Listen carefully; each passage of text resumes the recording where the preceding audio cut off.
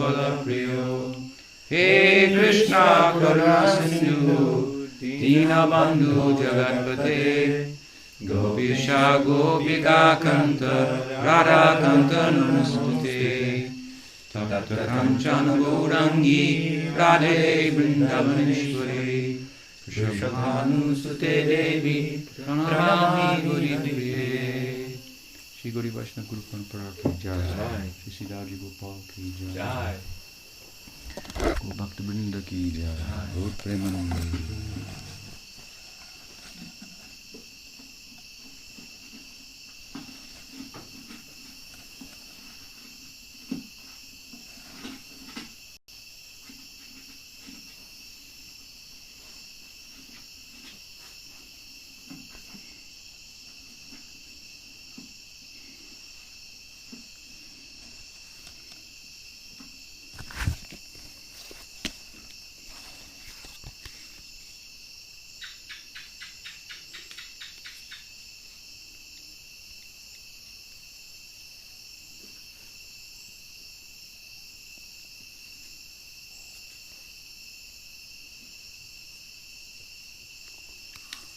Good evening, everyone. Welcome. So we'll continue our discussion on Sri Chaitanya Charitamrita. We left off last night with some description of the sunrise in West Bengal, in Mayapur, in Nadia Udayagiri. And so Chaitanya Mahaprabhu has appeared, and the day has broken, if you will. And again, this is just a summary or a synopsis of the entire beginning portion of Chaitanya's Leela, and this synopsis will end within a few beautiful verses wherein, as I mentioned last night, the meter has changed, and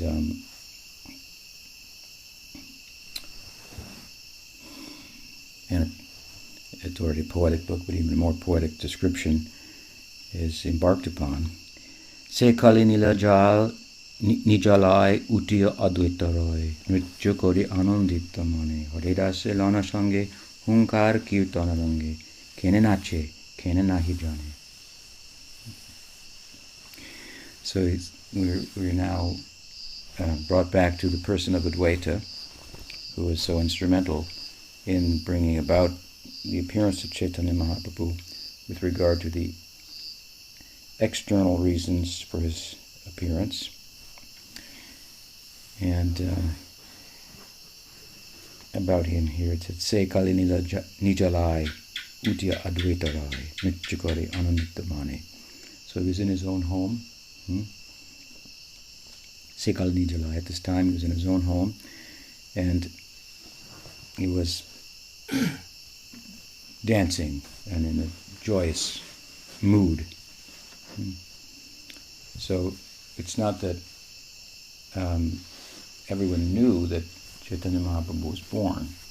His parents knew, of course, but Advaita had some insight, and so he was celebrating and dancing and Haridase long sange hunkar kirtan range kenenache kenenahi jane. Now another person who was mentioned earlier in terms of the elders of Chaitanya Mahaprabhu who appeared before him, Haridas Thakur, is again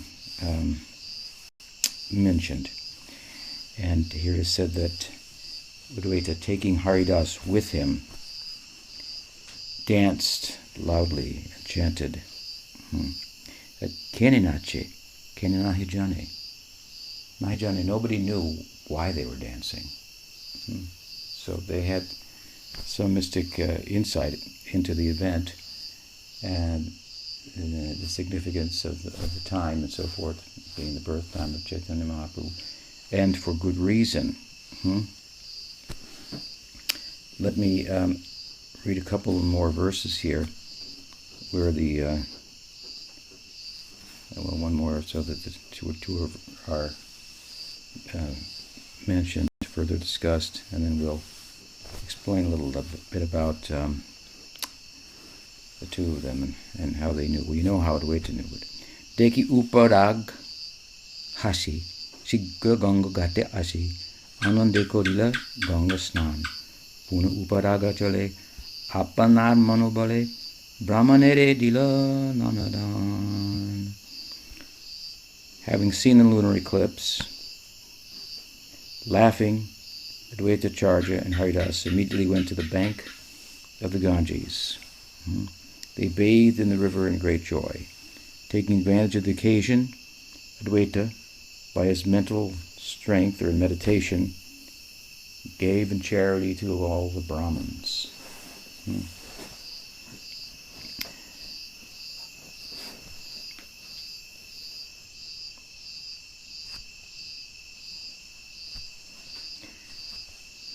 Jogad Anandamoy Teki Mone Sabishmoy Tare Tore Kahe Horidas Tomara Kinchan Range Morman Prasana Deki Kichu Kaje Achevas Jogad Anandamoy Deki Mone Sabishmoy Tare Tore Kahe Krishnadas. So when they saw that the whole world seemed jubilant, Haridas, his mind was full of Vishmaya, full of astonishment, and it directly and indirectly he expressed himself to Advaita thus: your dancing and distributing charity are very pleasing to me, so I can understand that there is some special purpose in these actions.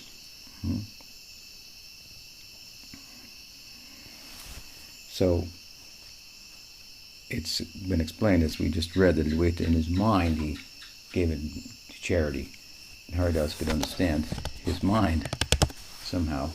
And so something about the two of them, we heard again about Advaita as the kind of avatar of compassion personified in Chaitanya Lila, and how he was a force, spiritual force, in bringing about the appearance of Chaitanya Mahaprabhu. It was at his house in Shantipur that the Krishna Bhakti was like a center for Krishna Bhakti. And he was the leader, elderly, and people would come and perform kirtan there with him and so forth, and he would teach the Bhagavad Gita and teach the Srimad Bhagavatam all from a devotional perspective, where bhakti is given precedence over knowledge, love over knowledge, and love is thought to be the highest expression of knowledge. As you know, there are different ways to interpret the texts. Some of them different valid ways, different perspectives. So Hinduism tends to be pluralistic and inclusive. Most of the Eastern traditions tend to be inclusive, and Western religious traditions tend to be more exclusive. The Abrahamic sects, as a general, in general, and within the sect of Gaudiya Vaishnavism, which is within the larger umbrella of Hinduism, if you will, then is one type of Vaishnavism. Vaishnavism means bhakti to Vishnu, and there are different manifestations of Vishnu. Of course, in our sect, we believe that even Vishnu is a manifestation of Krishna. So, Krishna bhakti. And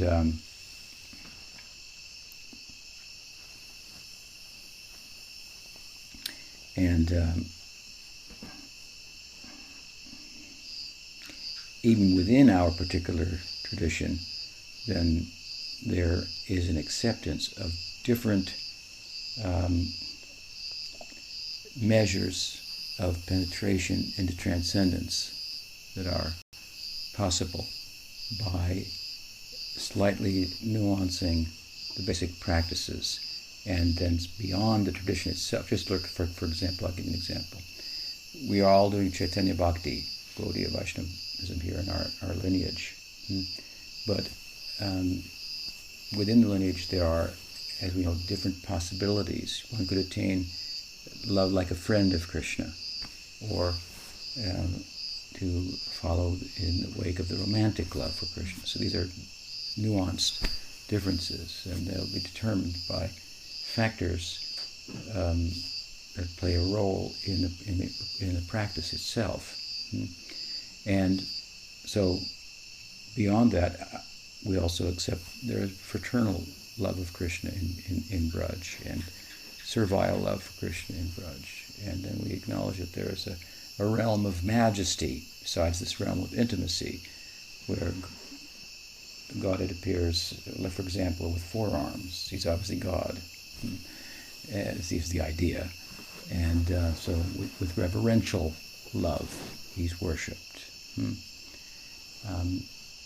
And then there's and then there may be bhakti mixed with gyan, with knowledge that results in a kind of identification with the non-differentiated, indeterminate expression of transcendence, often referred to as Brahman. So there are all types of possibilities that we acknowledge. So there can be different interpretations of the sacred texts.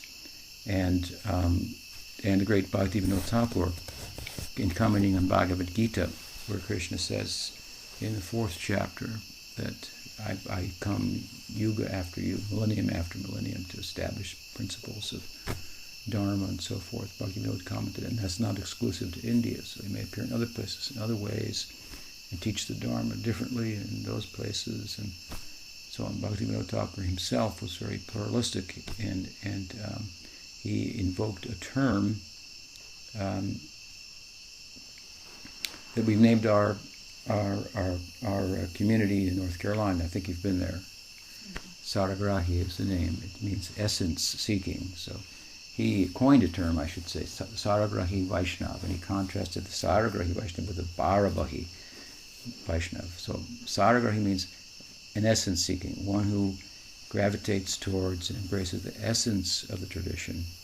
And then there's the Bharabahi. Bharabahi means who bears a heavy load. He bears the heavy load of identifying only with the externals of the tradition, and tends to fight with others over the differences. And you wear your tilak like that, we wear it like this, and you dress, and so forth. So we see this, of course, across the board, and that there are, in all religious traditions, there are essence-seeking persons, and then there's the ones that gravitate towards the outside. I think we all gravitate towards the inside.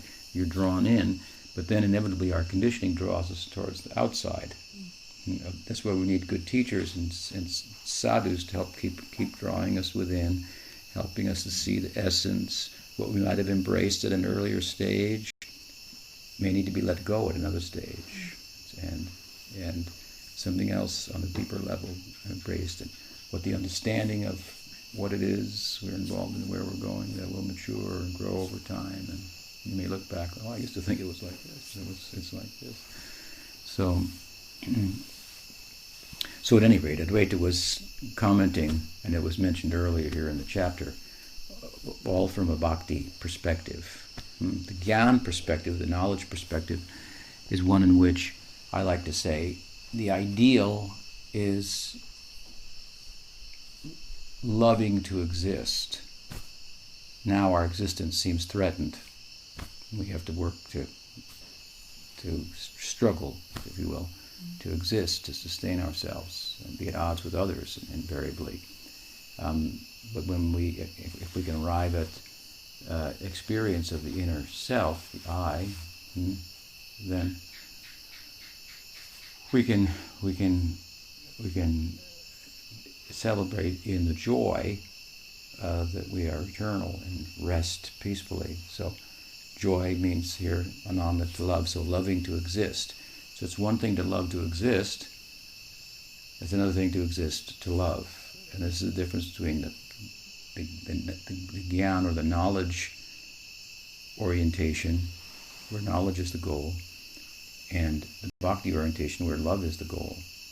So to love to exist, or to exist to love, these are ways in which the Satchidananda, the being, the knowing, and the loving components of the self are, how would you say, differently emphasized. So we are a unit of being, knowing, and loving. So in the Gyan perspective, the being's aspect, sat, is emphasized. To be, so to love, to exist. I'm eternal, and that's enough. It's been a struggle to try to exist, to try to be, and constantly be on the defense and so forth. And the pure life is kind of, it's a war, if you will, in a sense. War with our own minds, even. And so, to love, to exist. So in this scenario, the components, being, knowing, and loving, the being is prominent, and the knowing that I be, and loving to be, is how the chit, the knowing, and the ananda, the loving, are play out. They're kind of like adjectives to the being, or aspects of the being. In bhakti, it's reversed, so that the loving is the main emphasis, and we're existing to love, and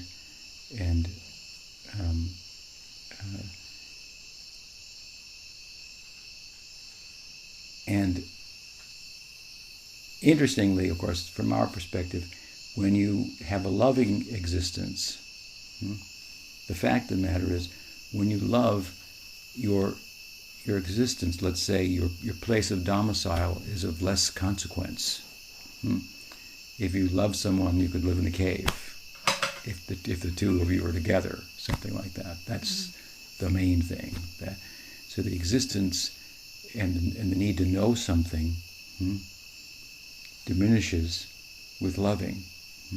It said ignorance is bliss, so there's some truth to it. Something like that. This is in a very transcendental sense. So I don't need to know anything. I don't need to have anything. Or you have to exist and be cognizant to love. But here the loving is the main thing, and existing and the cognizance are kind of attributes of it. Something like that. So existing to love, loving to exist, or existing to love. And we like to think that existing to love is a better idea, a more comprehensive idea. And of course, although in a loving situation, there may be less concern with my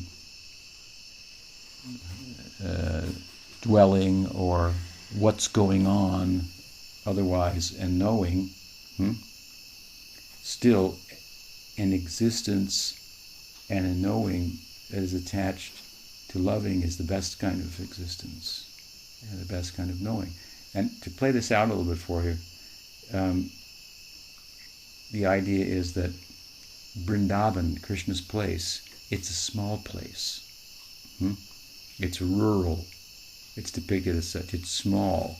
There's not a lot of knowledge there, overtly speaking. They're country people, cowherd people. They know how to use cow dung to build, to use for insulation, to cook with, for making chapatis and so forth, and milk cows, and it's agrarian. They know a little growing and so on and so forth. In particular, the cowherd people of Vrindavan are, from a caste point of view, they would be like the Vaishyas. But the Vaishyas have a couple of senses of duty and responsibility. One is to be engaged in mercantile activities, business, trade. And then there's the agricultural sector. And then there's the cow herding. So within the cow herding is the lower end of it, if you will. I mean, it doesn't take as much acumen to take care of a cow as it does to trade and do business or to grow. So they're primarily cowherd people, and on the move also, nomadic. They moved from Madhuvan across the Jamuna to Vrindavan, where Krishna grew up because there were fresher grasses at the Govardhan hill. So this description of this Vrindavan is a very small place. If you go to Brahman, it's like big. Brahman consciousness, it's everywhere, the ground of being. When you move from there to a more bhakti-oriented perspective in transcendence, you come in touch with the person, the personification of that consciousness. Narayan, four-handed, his worlds are big and they're metropolitan, palatial, and reverential is the nature of the love there. If you go to Vrindavan, it's getting smaller. It's even smaller.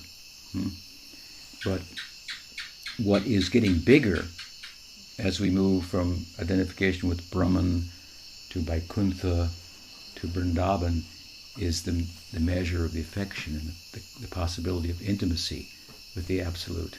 So the biggest place, if you will, is the place where there's the most love, is the idea. The most accommodating place is where it's not what the walls are made out of or the floor is made out of, but what goes on there. And so Vrindavan is depicted in this way as the realm of love in intimacy, and that's the best existence and that's the best kind of knowing, even though the knowing and the being are like subordinate to the loving, if you will. And of course, we have to also appreciate that there could be an existence that was unknowing, like matter. But if there is a knowing, there has to be an existence to accompany it. You can't know and not exist. But there could be a knowing existence that wasn't a loving existence. But if there's a loving existence, there has to be some knowing and some being. So in bhakti, and Bhagwan, who's the object of bhakti, the Godhead, Krishna, then looking at this perspective, we see that, love, that being and knowing are really subordinate to loving. They're included within loving. Being unto itself doesn't include loving and knowing. Knowing unto itself includes being, but doesn't include loving. But loving unto itself includes knowing and being. So we like our own tradition. This is our own idea, and we do think it's the best. And we have our reasoning for it and so forth. But we honor all of them, and people come in touch with these ideas through different disciplines and so forth, and they develop a samskar, the tendency towards a particular spiritual tradition based on the sadhus that they've contacted and so on and so forth. So all's good in one sense. If it's ego-effacing, then it becomes big, then it becomes transcendent. So at any rate, I went off a bit on the tangent here, but Advaita in his home was teaching this kind of thing. This is how he was interpreting the Gita and the Bhagavatam, and it was a bhakti center, just like you have Blissburg there, right? I think Shikaling calls it, right? It's in Pittsburgh, but he calls it Blissburg. There's a little center there, so I guess everybody's blissful and doing kirtan and all the time, and this is what Advaita was doing, something like that. And so we heard a little bit about that earlier, and but what we didn't hear about, although Haridas Thakur's name was mentioned, was that Haridas was his intimate associate. Here it's mentioned that in his mind, through meditation, Advaita gave in charity to the Brahmins.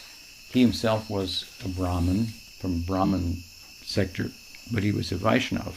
The Vaishnavism, you have in India, you have the karma, gyan, and bhakti, let's say. So karma means action, gyan means knowledge, and bhakti means love. So these terms, they're really universal because they apply to different approaches to God and spirituality. So there is, on the low end, there's the karma path wherein God is included in one's life in the pursuit of material acquisition. Karma means, in this sense, action in pursuit of acquisition. So when we don't know ourselves to be an Atma, when we feel a little empty, so we think we need to add things on to get a partner, get a dog, get a house, get a better job, whatever, and just a little more and everything will work, something like this. So there's a systematic method, the karma path, if you will, for acquiring things and ultimately attaining a celestial type of life where you could live for a long, long, long time. So long that it might as well be forever, but it's not. And so it's part of this up and down of the karmic world. There's the highs and there's the lows, and the highs and the lows. But God is factored into the picture. So God is petitioned for having a good son, a good daughter, getting a good husband, this, that, and the other thing. It's the religious life. And you see this everywhere, right? So this is the karma path. Now there's karma yoga, which is factoring in spirituality into the religious movement. There were thought to be certain types of people based on their psychology and their physiology, and different duties and responsibilities were assigned to the different types of people, and those duties were enjoined in the sacred texts. And so people would perform them, as I say, in pursuit of things. But then some people, a little wiser than that, would perform the duties without attachment for acquiring the results, and rather just because they should be done, and that because they are enjoined in the sacred texts. So this leads to an ingress of inner wisdom about the nature of the self. Because sacrificing is the womb from which love is born. And love is not unknowing, as we've heard, so there's a kind of knowing. First step in love is to step back from the things that I thought I was loving, that I was really only attached to. There's a difference between attachment to something and to love. Attachment, we see it as something that I want for myself, and love is not about what I want, it's about giving. It's not about taking, but about giving. So in the karma yoga, then, religion starts to turn spiritual. And then wisdom comes in. And this wisdom, or gyan, leads one to the capacity to, for example, enter into contemplative life instead of an active life. And meditation on the self, and it becomes the preoccupation, and so on. This is the gyan marg. And then you have the bhakti marg.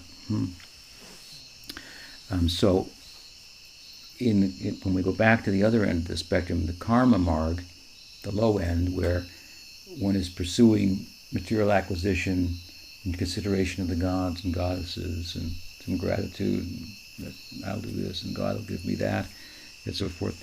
This is the religious realm. It's called varnashram. You might have heard the term. It's the religious realm.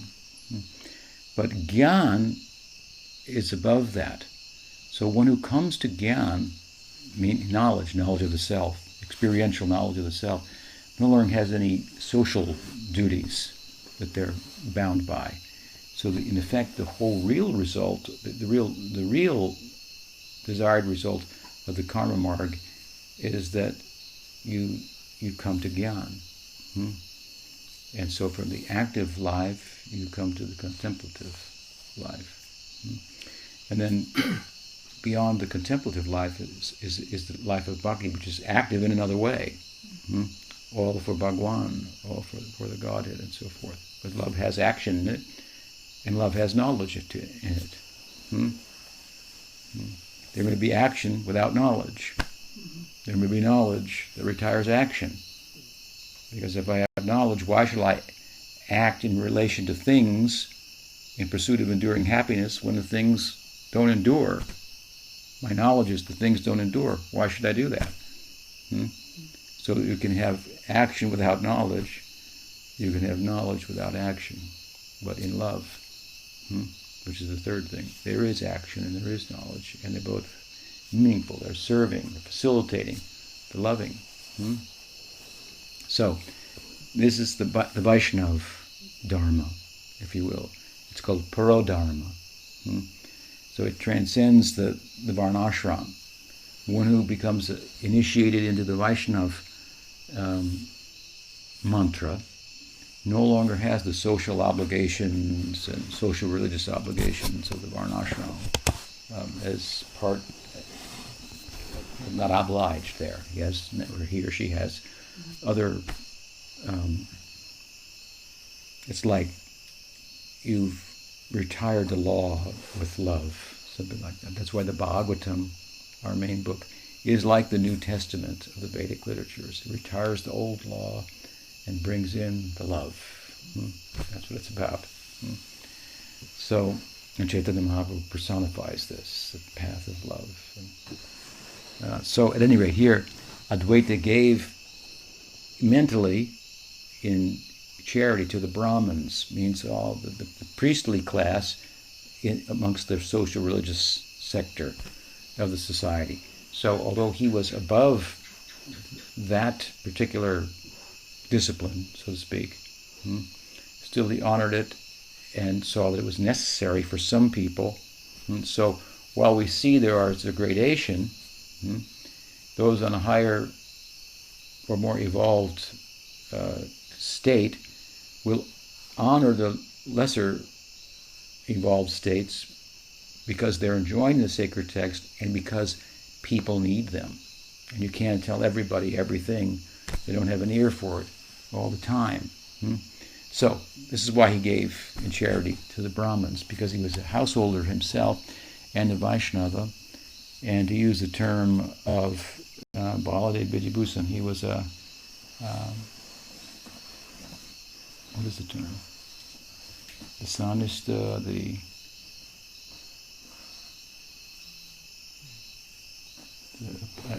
Nirapeksha, Akinchana. What's the one in between? I can't remember the term. Anyway, he was in between.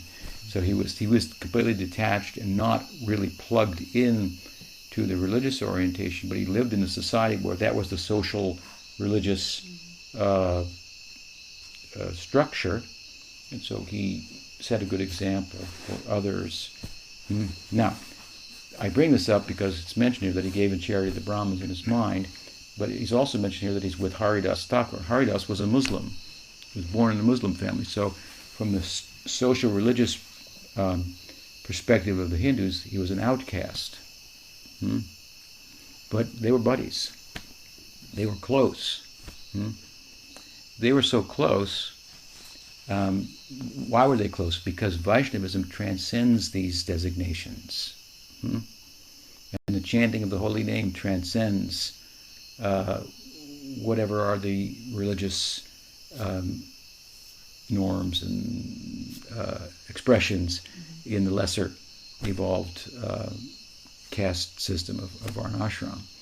And so he was an essential spiritual person. He recognized in Haridas was known for chanting. Chaitanya Mahaprabhu called him the Nam Acharya. Acharya means who teaches by example. He said this person teaches by example how to chant. It said he used to chant 300,000 names of Krishna a day.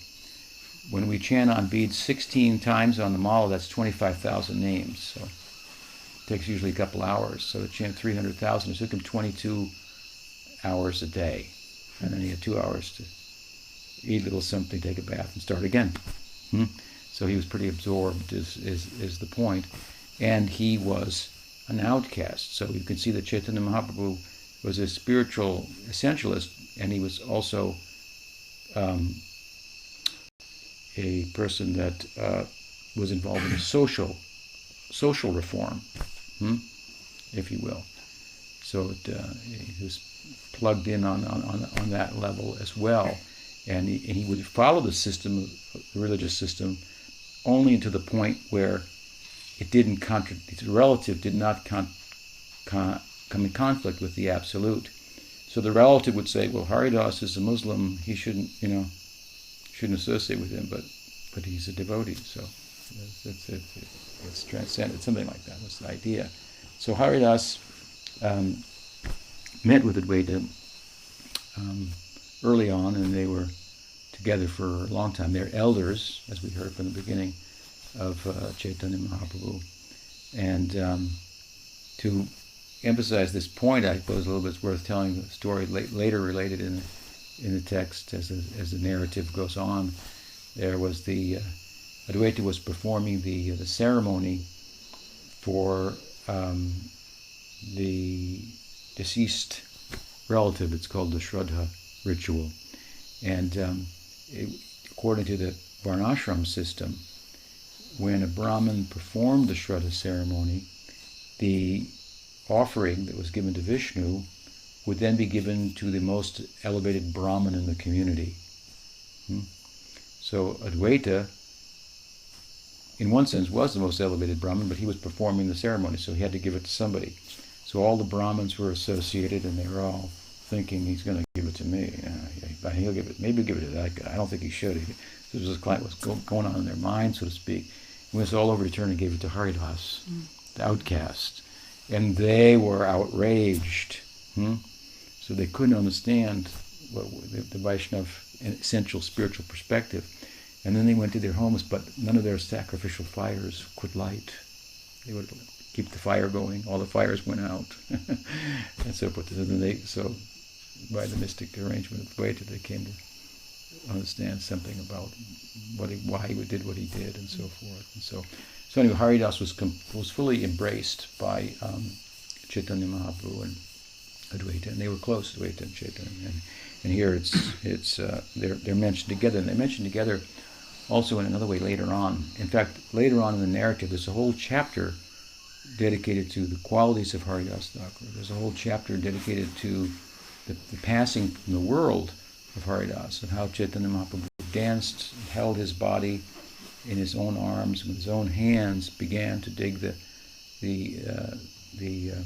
samadhi, the place where he'd be entombed, so to speak, on the beach in Jagannath Puri, and made the proclamation, whoever celebrates this place, they will become freed from all impurities, and so on and so forth. It's a very important point that's being made there by the example of Chaitanya Mahaprabhu, because it's thought that with regard to karma, karma is in different stages. So there's what's called prarabdha karma. That's like the karma that's manifest right now. Like you've got a cold, okay? And then there could be, you haven't got it yet, but the germs have entered in, and it hasn't started to show any symptoms yet, right? If you catch it soon enough before that happens, you might be able to get rid of it. But once it comes, well, you got to wait 6 days or a week, one or the other, or whatever it is. So it's already manifest. So there's karma unmanifest. It's thought that through transcendental knowledge of the self, you can eradicate the cause of karma, which is ignorance, avidya at its root, and all of the karma that has not yet borne fruit. But the prarabdha, the manifest karma, you have to wait until it just expires. And so there are mystics in the Gyan Marg, in the path of knowledge, they have realized the self, but the karma is still going on, and so they're just kind of witnessing, watching, and then it finishes, the body dies. The body is the karma. Then they enter into Brahman. But the interesting thing about bhakti, of course, as is said in the sacred text, that it has the power to eradicate the prarabdha karma, the manifest karma. It can cure the common cold, something like that. I used to use that example. It has that power. So Haridas's body, from the socio-religious point of view, was thought, well, he's born in a Muslim family, so, they are unclean by Hindu perspectives, meat eaters, or whatever may be the case, and so forth. So he may have been whatever he was. Maybe he was some kind of a devotee, but it'll show up in his next life. Then he could perform Hindu rituals and so on and so forth. But Mahaprabhu didn't accept that, although he didn't push on that, given the social environment in which he lived in. But he demonstrated it by taking the body of Haridas in his own arms and dancing in kirtan with them, and embracing the body, and taking and entombing the body, if you will, rather than cremating the body, which is the Hindu tradition. But the saints whose bodies are thought to have been perfected because they were only engaged in spiritual activity, their senses were only engaged in relation to sense objects for the pleasure of Krishna, for no other purpose. So their bodies take on a spiritual quality. And so the acharya, the guru, then, his or her form is not cremated typically, but placed in a place of honor. We call it samadhi, and there's a ritual for that, and people will come there and chant near there and derive something from the presence of the sacred remains of the acharya, of the saint. So Mahaprabhu did this, Chaitanya Mahaprabhu, with the body of Haridas Thakur. So what he's saying is his parabdha karma he has no parabdha. His body is actually spiritualized, if you will. So this was his example. And if you understand the example, then you understand the teaching, which at the time was hard to come out with and institute entirely in the society, because the tradition of Chaitanya Mahaprabhu was just kind of beginning, and you're forming a lineage. You can only, you have to see how far you can go with people, what you can tell them. You can't tell everybody everything all at once.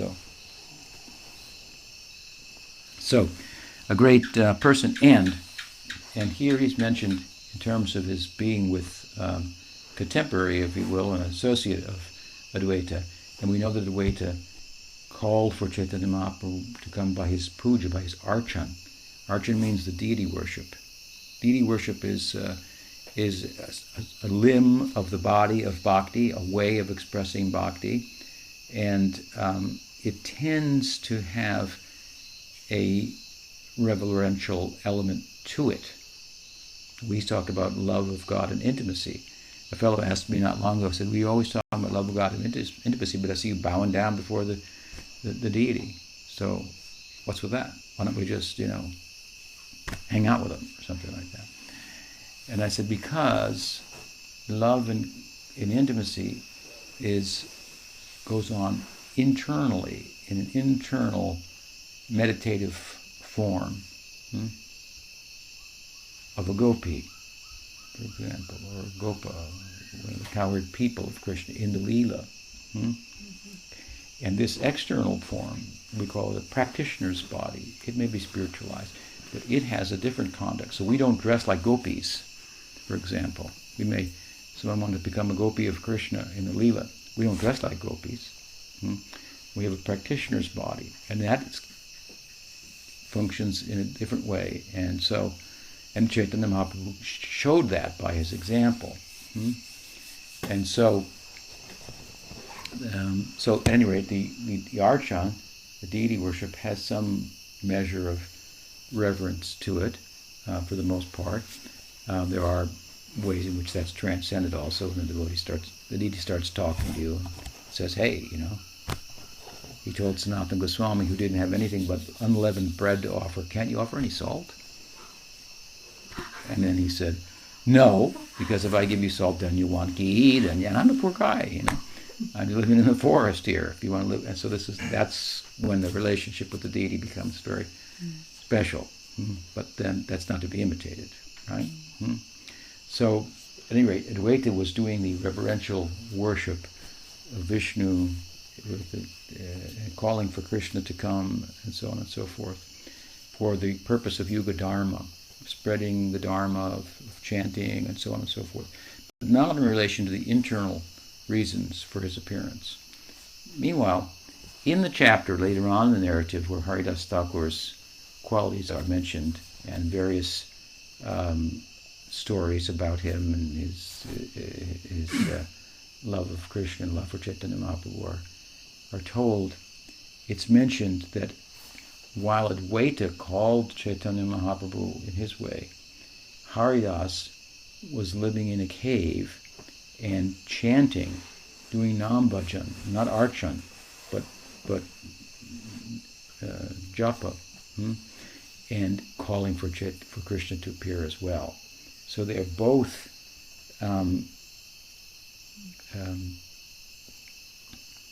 kind of given credit for, or were instrumental, it's thought, in bringing about Chaitanya Mahaprabhu's appearance. But Haridas, through the chanting, nam bhajan, is something that we may worship the deity, but there may become a point through our chanting in our meditation that the deity is appearing in the heart.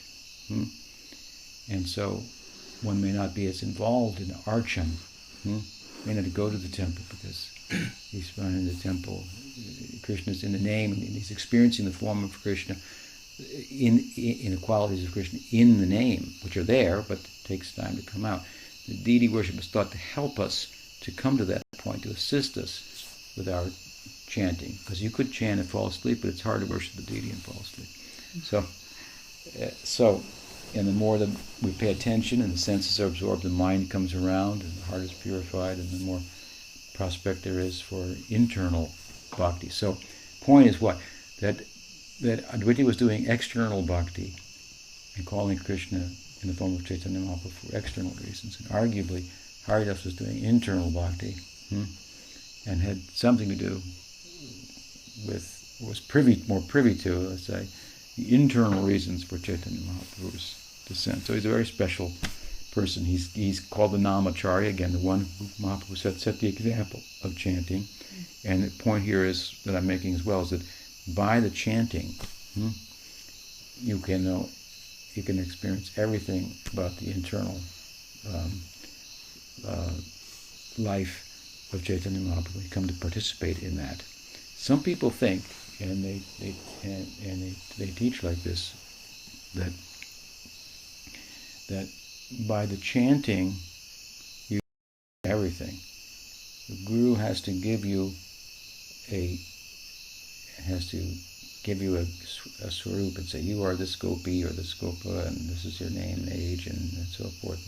And then you have to chant, and the chanting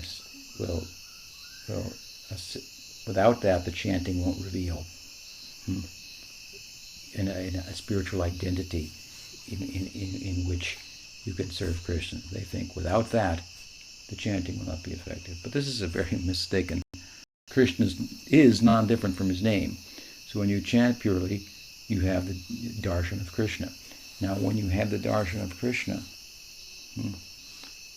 well, from what vantage point are you viewing him? In other words, the Bhagavatam says that Krishna appears in different forms to different devotees, dependent upon the differences in their love for him. So Krishna has different forms in which he appears according to different devotees. The same verse is interpreted in another way. It says the same thing. That devotees appear in different forms of love to worship Krishna. They are the forms of love. So Yashoda, for example, is the form of motherly love for Krishna. And Krishna, childhood Krishna, is the form in which he appears that corresponds with that love. You understand? Krishna has friends. So they love him in Sakirasa, fraternal love. So he appears in a certain way. He has certain qualities, and those qualities will stand out, certain ones, to certain devotees according to their different sentiments. Radha sees him in a romantic sense. So she sees him in a slightly different way. So the point is that the love, the form of God, corresponds with the love of the devotee, which takes a shape. So, let's give another example. I could say I'm a guru, I saw this guy some time back announce on the Facebook, I've decided I'm going to be a guru. And I thought, well, if anybody else agrees with you, then maybe we can, if you have a student, then maybe it's possible. But if you don't have a student, I'm a guru. I mean, a teacher is only such if it has students. God is only such if he has devotees, so to speak. So, when the metaphysic of Gaudiya Vaishnava, achintya beta beta, one and different, simultaneous, one and different, it means, in this sense, the love of Krishna and Krishna are one and different. So, Radha's love, that she's the personification of, has a corresponding object of love. Krishna appearing in a certain way. You can't have one without the other. So you cannot chant the name and have Krishna revealed and not have have that not be a result of a certain type of love, a flavor of love, a taste of love, a rasa, that has grown, developed, and manifest as the full blessing of bhakti in your life. So, we should have confidence in the power of Nam, of the holy name. Bhaktisiddhanta Saraswati Thakur said in his poem K, what is it? Vaishnav K. Kirtana Prabhave Smarana Swabhave, that by the power of Kirtan, we'll be able to eventually meditate internally in a particular nature, like as a friend of Krishna or as a lover of Krishna. So this type of internal meditation is very central to Gaudiya Vaishnavism, and part of more advanced practice in bhakti comes about naturally as a result of attending to the practices that are relative to you at an earlier stage. So paying attention to the chanting will result in this. It could be that the Guru could say, I see you're chanting and this and so forth, so fraternal love is coming in you, you should think of yourself in this way internally. That can also be there. But we cannot say that by practice that won't come about in a natural way, especially because we receive the name, we receive the mantra from a Guru, we're receiving their faith in a seed-like form and their association, and so typically speaking, their bhava, their ecstasy will come in us as well. So, anyway, Haridas Thakur was a great devotee, and he's mentioned here as being a partner of Advaita and a partner in the bringing of Chaitanya Mahaprabhu to the world. So that's about it for tonight. And we didn't get through the end of the chapter, but the rest of the chapter is very beautiful. Acharya Ratna Srinivas Hoila Mane Sukalas Jai Snan Koila Ganga Jale Anande Bibalman Kore Hori Sankirtan Nanadana Koila Manukpale. Chandrasekhar, Srivas Thakur were overwhelmed with joy, and immediately they went to the bank of the Ganges. They bathed there. They chanted, and also in meditation gave in charity. In this way, all the devotees, wherever they were, situated in every city, in every country, danced and performed Sankirtan, and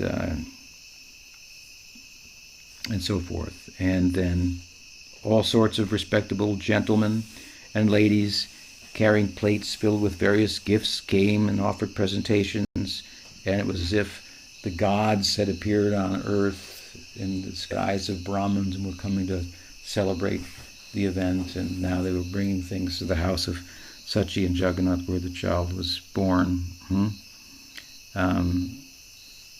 So Brahma came, Shiva came, Sringadev came, all disguised as devotees.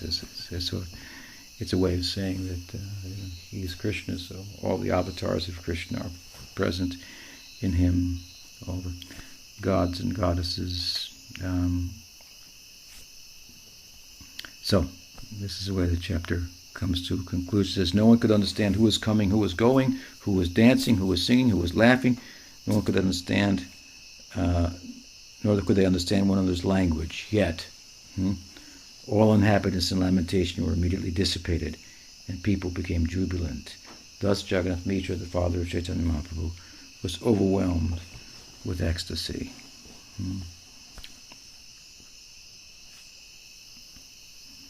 The necessary rituals were performed, and so on and so forth. Different gifts were brought, and too many verses to continue, so we'll just stop there. Sri Chaitanya Mahaprabhu ki jai, Sri Chaitanya Charitamrita ki jai, Gaur Bhakta Bindu ki jai, Gaur Premanande, Guru Maharaj ki jai.